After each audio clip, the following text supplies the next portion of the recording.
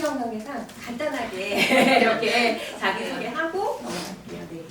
저는 김미정이라고 합니다. 작가님 캐릭터 궁금해요. 어떤 건가요? 맞춰보시면 이건 선물은 없지만 맞춰보시면 네. 가운데 D. 가운데 D요. 맞아요. 네. 노란색. 네. 박수 쳐주세요. 반갑습니다. 저는 이제 이름은 임혜진이라고 하고요. 글 쓰고 그림 그리고 네. 이혜진 작가님은 오른쪽. 아시겠죠? 네. 빨간색 책을 들고 있는 네. 네. 안녕하세요. 강하나입니다. 제 캐릭터는 안경 쓴 캐릭터라 다 아실 것 같고요. 책을 낸 작가라고 저를 소개할 수 있게 되어 기쁩니다. 네, 반갑습니다. 저는 포항에서 온 조미란이라고 하고요. 네, 각자 소개 들어봤는데요. 다들 저만 이 수도권에서 거주를 하고 있고요. 다들 멀리서 새벽같이 여러분들 만나기 위해서 달려왔거든요. 네, 그래서 좀 더 알찬 시간을 마련하기 위해서 저희가 어떻게 얘기를 하면 좋을까 하다가 그래도 이 책을 쓰면서 각자 하고 싶은 얘기들이 있었을 거라고 생각해서 책 속에 있는 글귀를 좀 같이 나눠보고 거기에 대한 이야기를 나누는 시간을 가지려고 합니다. 분 계시다면 119쪽입니다. 네, 119쪽에 이제 맨 마지막 문장인데요. 읽어드릴게요. 맨 마지막 문장을 그냥 읽기보다 이제 그 한 문장을 읽어도 괜찮을까요? 네네. 일기와 에세이는 이렇게 한 끗 차이다. 네, 혹시 여러분들 중에서 일기 쓰기 좀 좋아하시는 분 계신가요? 아니면 뭐 끄적이는 거 좋아하신다 하시는 분? 아, 네, 그렇군요. 저도 제일 처음 이제 일기로 쓰기를 시작했는데 이제 블로그에도 글을 쓰고 제 혼자만의 공간에서 저만 보는 일기를 쓰고 서평도 저를 위한 서평을 일기처럼 쓰다가 조금씩 그 다음에 나도 뭔가 좀 긴 글을 쓰고 싶다. 나도 좀 누군가가 내 글을 읽으면서 글로 소통하고 싶다라는 욕구가 생기더라고요. 그래서 이제 그러면 이제 무엇부터 시작하면 될까 하다가 이제 브런치도 쓰게 되고 블로그도 쓰게 되고 했는데 고민을 많이 했어요. 내가 쓰는 글이랑 다른 사람들이 시간을 들여서 정성을 들여서 내 글을 읽어주시는 글이랑 대체 차이는 뭘까? 그게 참 궁금했었는데 결국에 저는 이 일기와 남들이 읽어주는 에세이 이 차이가 결국에 딱 한 끗 차이로 설명이 되더라고요. 시작은 나의 경험, 내 경험, 내 생활에서 비롯해서 이렇게 쓰다가 일기 같은 경우에는 내가 마음껏 쓸 수 있죠. 토해내듯이 마음껏 쓸 수 있고 어떤 말이든 쓸 수 있는데 그걸 누군가가 읽었을 때는 너무 감정이 많다거나 상황이 너무 지지부진하다거나 뭐 좀 지루하다거나 이럴 수도 있으니까 내가 막 이렇게 쓴 다음에 에세이다 아니 다른 사람이 좀 읽어줬으면 좋겠다 할 때는 불필요한 감정은 좀 덜어내고 읽을 법한 사람 이제 읽어주시는 분 읽었을 때 부담이 될 것 같다 싶은 것들은 조금 덜어내고 그렇게 덜어내다 보면 사실 경험만 사실만 이렇게 남기도 하거든요. 그럼 그 다음에는 이제 한 발짝 또 떨어져서 생각을 해보는 거죠. 생각해보다가 내가 이 경험을 쓰게 된 이유는 뭘까? 그냥 단순히 내가 너무 슬펐어요. 너무 속상했어요. 너무 화가 났어요. 그래서 끝나면 좋을까? 아니면 내가 이걸 통해서 느낀 건 없을까? 내가 이걸 통해서 뭔가 던지고 싶은 문제는 없을까? 내가 뭔가 더 한 발짝 더 나아가서 다른 사람들과 공유하고 싶은 메시지는 뭘까라고 생각하고 그 한 문장을 글 끝이나 글 중간에 덧붙이고 거기에 대한 사를 또 이렇게 붙이니까 이 그냥 맨 처음 썼던 토해내던 얘기와 그 뒤에 뭔가 다른 사람을 의식했지만 내 경험이 담기고 나의 솔직한 마음이 담긴 부분이 또 달라지더라고요. 그래서 이제 혹시 여기 모이신 분들은 다 어떤 식으로든 메모든 글쓰기든 다 관심이 있을 것 같아요. 근데 쓰다 보면 조금 더 나아가고 싶을 때 그때 진솔한 내 이야기에서 시작하되 불필요한 감정은 좀 덜어내고 이 상대방에게 내가 전하고 싶은 뚜렷한 메시지라든가 뚜렷한 의문점 같은 것들을 하나 더 덧붙이면 여러분들만의 개성 있는 글이 나타나지 않을까라고 생각해서 이 챕터의 이 문장을 선택했습니다. 결과물에 욕심내지 않고 성과가 없다고 낙심하지 않을 것. 결과물이 없는 게 아니라 눈에 보이지 않았을 뿐이니까. 예, 제가 뽑은 글귀입니다. 저 아까 제 소개를 한 것처럼 그동안에 저는 저를 소개하면 안녕하세요, 저는 두 아이의 엄마입니다. 이렇게만 소개를 했어요. 다들 엄마이시잖아요. 아이를 키우는 엄마이시잖아요. 제가 그 10년 정도 이제 우리 아이를 키우면서 뒤돌아보니까 한 게 정말 아무것도 없었어요. 제가 처음에 대학교를 졸업해서 원했던 그 직장을 가지지도 못했고 그 이후에 관련된 전공을 살리지도 못하고 그냥 일반적인 간단한 일을 하다가 이것도 결혼을 하면서 금방 이제 경력 단절이 되었어요. 그러니까 전문가의 경력을 가진 것도 아니고 그리고 그 사이에 이제 10년을 키우면서 아이를 위해서 그럼 나는 전업주부로서 그러면 우리 아이를 위해서 정말 잘 키워보리라 했는데 육아서를 읽으니까 만족이 안 되는 거예요. 다들 한 번씩 경험하셨어. 모임으로 한 2년 정도 여러 모임에 들어가서 글을 계속 쓰는 연습을 했어요. 그리고 나서 이렇게 저희 작가님들하고 다 같이 만나가지고 결국 제 책까지 나오게 됐는데요. 얼마 전에 그림책 작가 한현진 작가님 그 옥두두두두라는 그 그림책을 쓰신 작가님이 있으신데요. 그분이 한 인터뷰가 저한테 되게 공감이 되더라고요. 그분도 미술을 전공했는데 결혼을 하고 대학원생 생활을 하고 남편하고 서로 거리가 좋지 않아서 한 3년 정도 자기 첫 책을 그렸지만 첫 책 계약을 했지만 출판될 때까지 한 3년의 시간이 걸렸대요. 그 사이에 마땅한 벌이가 없었던 거예요. 주변 친구들이 집에서 뭐해? 그래가지고 나가서 돈 벌어야 되는 거 아니야?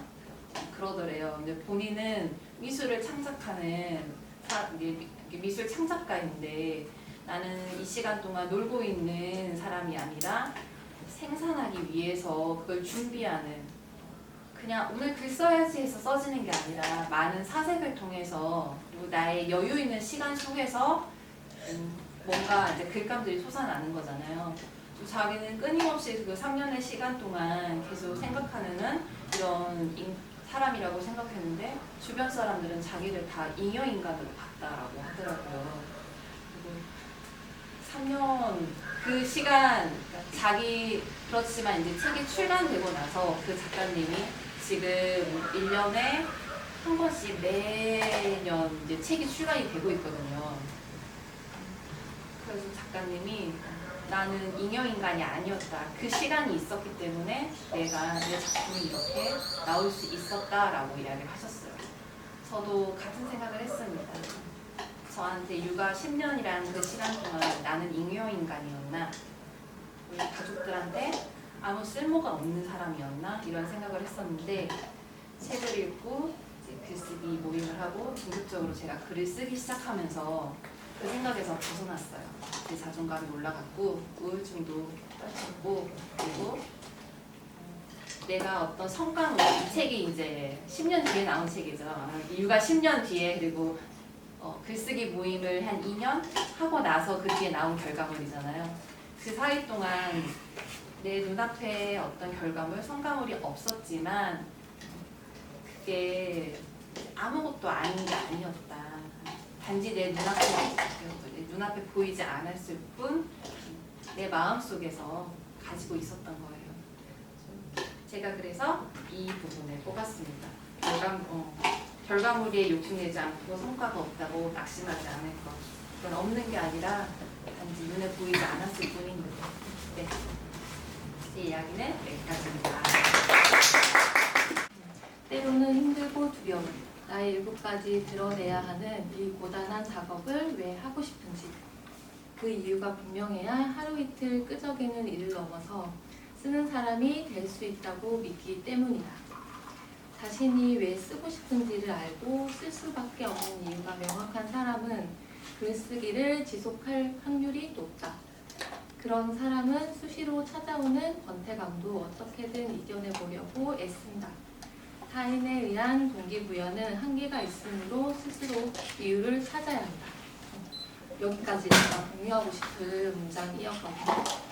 그 질문 중에 지속하는 글, 어떻게 지속적으로 글을 쓰는지에 대한 질문이 있었는데 사실 이 답을 찾는 게 1번이라고 생각을 했어요. 그래서 강의하거나 글을 쓰고 싶은 분들 만날 때 꼭 처음으로 묻는 질문이거든요. 사실 글을 쓰고 싶으니까 오셨잖아요. 그렇게 저를 다들 만나시니까. 근데 왜 쓰고 싶은지에 대해서 한 번쯤 생각해봐야 하지 않을까? 책 열심히 읽고 그리고 그 감정 이게 독후감처럼 소평 아닌 거 그냥 내 감정을 쓰는 그런 것들은 하는 사람 그냥 그런 좀 미지근했던 것 같아요.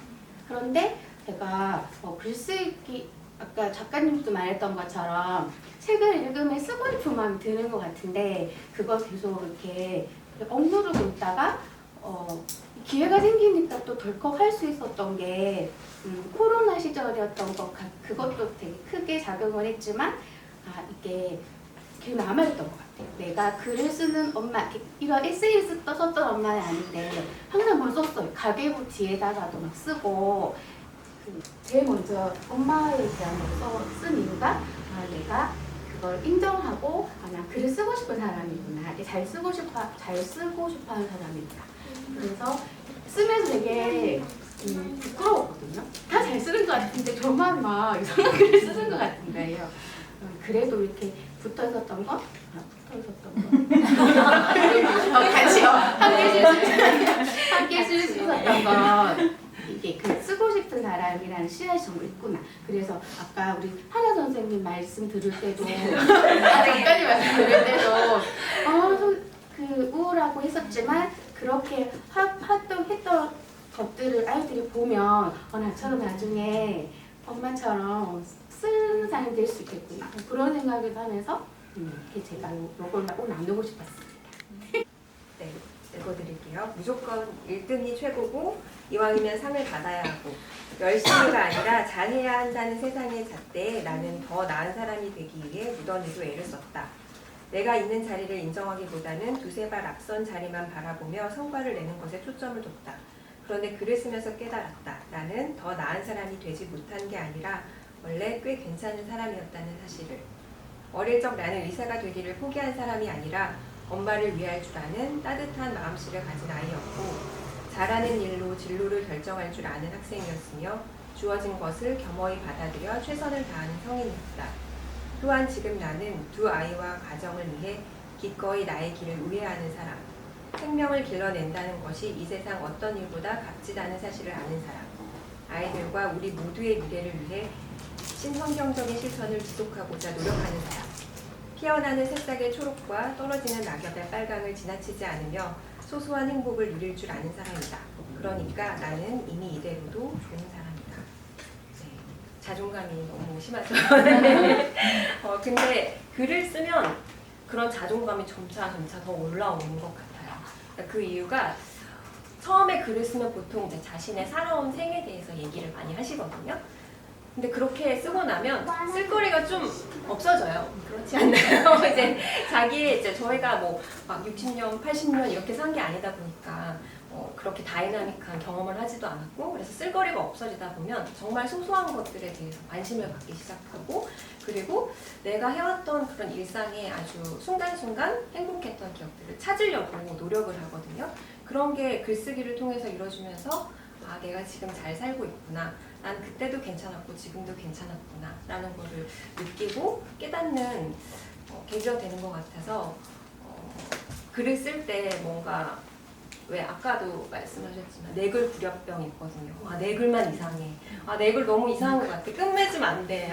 그냥 하지 말까 이런 생각 많이 하세요. 근데 아마 여기 이제 우리 쓰는 사람도 여기에서 이제 쓰신 분들도 계실 텐데 그런 분들도 내 글 정말 이상해라고 생각하지만 발행을 하는 거거든요. 그 용기의 차이가 있다고 생각해요.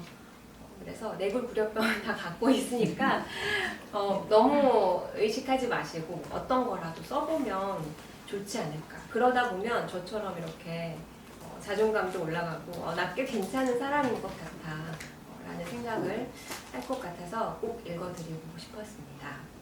그래서 네. 글귀에 대한 얘기는 여기까지고요. 저희가 사전에 이제 질문을 좀 받았는데요. 대답하면 질문. 네. 대답하면 우리 선물이 아직 남았는데 나는 왜 꼭 글을 쓰고 싶다 이유를 좀 밝혀주실 수 있으신 분이? 네. 네, 저는요, 제가 가진 그 여러 그 정보들, 제가 느끼는 것들, 이런 걸 공유하고 싶어요. 알리고 싶어요. 왜냐면, 예를 들어서, 저 같은 경우 20살 때 이제 서울을 처음 왔는데, 책상을 하나 사는데 우리 언니가 저보다 두 살 많거든요.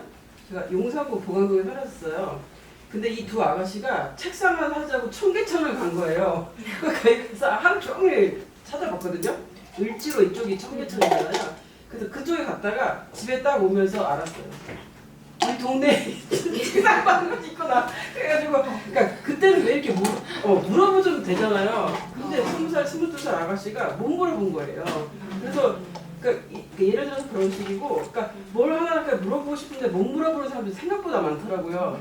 저의 예를 들어서도 그렇고, 그래서 그런 경험들을 하나하나 이렇게 알리고 싶다. 그리고 책 같은 것도 많이 읽고 하니까 그런 것도 좀 알리고 싶다. 그런 생각이 들어요.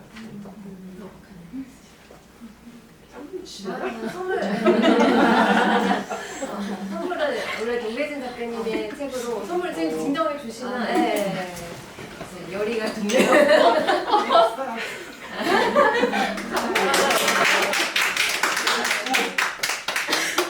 이 책 읽고 싶었던 책이에요. 네. 읽고 싶었던 책.